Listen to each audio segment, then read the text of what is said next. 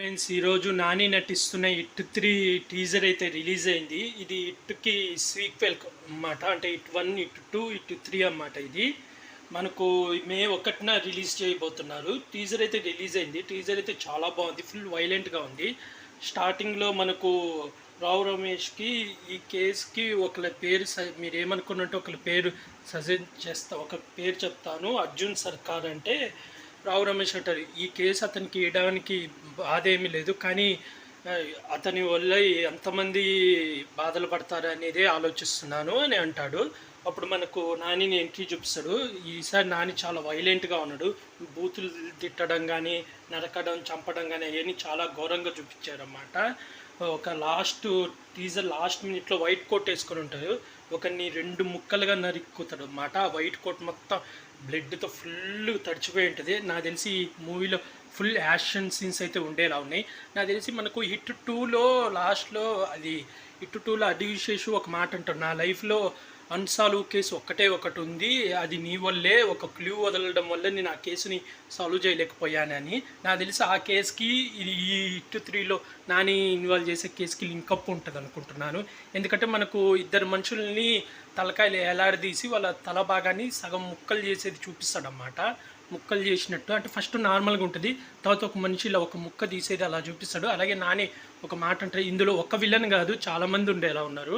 ఎందుకంటే ఒక మాట అంటున్నాను, మామూలుగా అయితే ఇతను సైకో కిల్లర్, అందరిని ఒకే విధంగా చంపుతున్నారు అని అనొచ్చు. కానీ ఇందులో ఒక డైలాగ్ అంటాడు, అందరూ ఒకే ప్యాటర్న్ వాడుతున్నారు, అందరూ ఒకే విధంగా చంపుతున్నారు అంటే ఏదో కారణం ఉందని. అంతేకాకుండా ఇందులో నాని ఫ్లాష్ బ్యాక్ కూడా చూపిస్తారు అనుకుంటా. ఎందుకంటే ఒకసారి ఎడారిలో చూపించారు, మళ్ళీ ఒకటి కాశ్మీర్ మంచు ప్రాంతాలలో చూపించారు. అలాగే మనకు మెయిన్ ప్లాట్ వచ్చి వైజాగ్లో కేసు ఏమో ఈ 2 తలది అనుకుంటాను.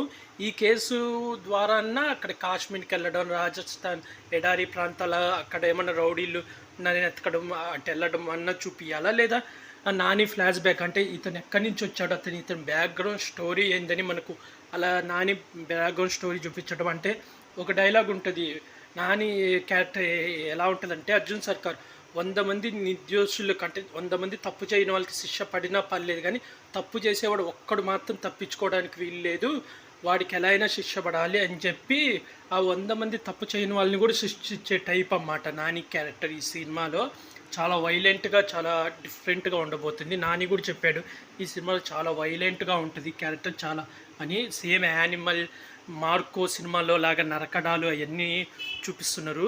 టీజర్లు అయితే కొంచెం అంటే క్లియర్గా చూపించలేదు, మ్యాక్సిమం అలాగే ఉంది. ట్రైలర్ రిలీజ్ అయినప్పుడు క్లియర్గా చూపిస్తారేమో, సినిమాలో చూపిస్తారేమో, చూడాలి. ఎందుకంటే ఒక మనిషిని కత్తితో పొడిచి ఇలా 2 ముక్కలు చేసి బ్లడ్ అనేది పైన పడేది చూపించాడు. ఆ మనిషి 2 ముక్కలు వేసినట్టు క్లియర్గా చూపించలేదు. అలాగే చాలా యాక్షన్ సీన్స్ ఉన్నట్టున్నాయి.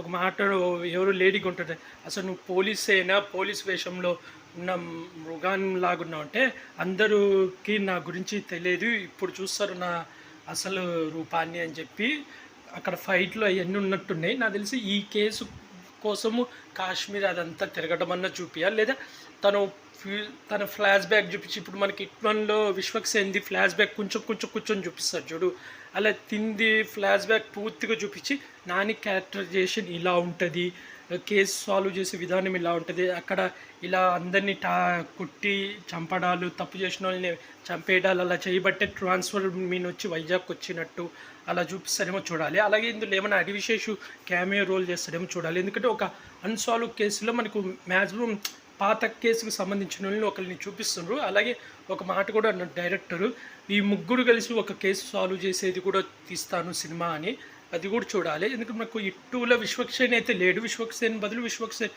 ఫ్రెండ్ క్యాట్, అదే ఇంకో ఆపోజిట్ పోలీస్ నాని అడివిశేషు ఫ్రెండే అన్నమాట, అతన్ని ఇన్వాల్వ్ చేసి ఆ కేసుకి ఈ కేసుకి కొంచెం క్లూ ఇచ్చేటట్టు చూపించాడు. అలాగే హిట్ 3లో కూడా హిట్ 2లో ఏ కేసు అయితే అన్సాల్వ్ కేసు ఉందో దానికి దీనికి కలుపుతాడని నేను అనుకుంటున్నాను. ఇది మే 1న రిలీజ్ అవ్వబోతుంది, చూడాలి. ట్రైలర్ వచ్చినప్పుడు ట్రైలర్ కూడా రివ్యూ చేస్తాను. అలాగే మీకు టీజర్ చూస్తే ఏమనిపించిందో చెప్పండి, కామెంట్ చేయండి. నాకైతే చాలా బాగా నచ్చింది. నాని క్యారెక్టరైజేషన్ అయితే చాలా బాగుంది. ఈసారి వైలెంట్గా చాలా డిఫరెంట్గా ఉంది నాని క్యారెక్టరు, నాకు బాగా నచ్చింది. అలాగే ఈ మూవీ మే 1న రిలీజ్ అవ్వబోతుంది. మూవీ రిలీజ్ అయినాక మూవీ రివ్యూ కూడా చెప్తాను. అలాగే ఇలాంటి మూవీ రివ్యూస్ కానీ వెబ్ సిరీస్ రివ్యూస్ కానీ కావాలనుకుంటే నా యూట్యూబ్ ఛానల్ని సబ్స్క్రైబ్ చేసుకోండి friends. Like, share, comment, subscribe friends. Bye.